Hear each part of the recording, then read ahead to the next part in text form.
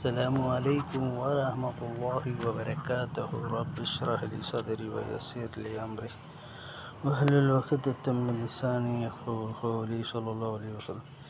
నిశ్చయంగా నమాజ్ ఒక గొప్ప భాగ్యం. దానిని చక్కగా చదివినచో అది చెడుల నుండి కాపాడును. ఇది నమాజ్ యొక్క ప్రత్యేక గుణం. ఈ గుణం నమాజ్ నందు లేకున్నచో అది నిజమైన నమాజ్ కాదు.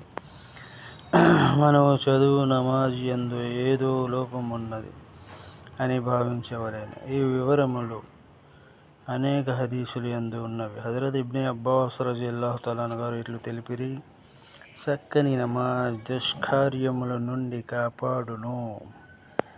హజరత్ అబుల్ అలియా రజియల్లాహు తఆలా గారు ఇట్లు తెలిపిరి, అల్లాహు తఆలా యొక్క ఖురాన్ లోని పవిత్ర వాక్కు ఇన్న సలాత తన్హా భావమేమనగా నమాజ్ నందు ఈ క్రింది 3 విషయములున్నవి: నిర్మలత లేదా నిష్కపటము, అల్లా భీతి, అల్లా నామస్మరణ. ఏ నమాజ్ నందు ఈ 3 గుణములు ఉండవో ఆ నమాజ్ పరిపూర్ణ నమాజ్ కాదు.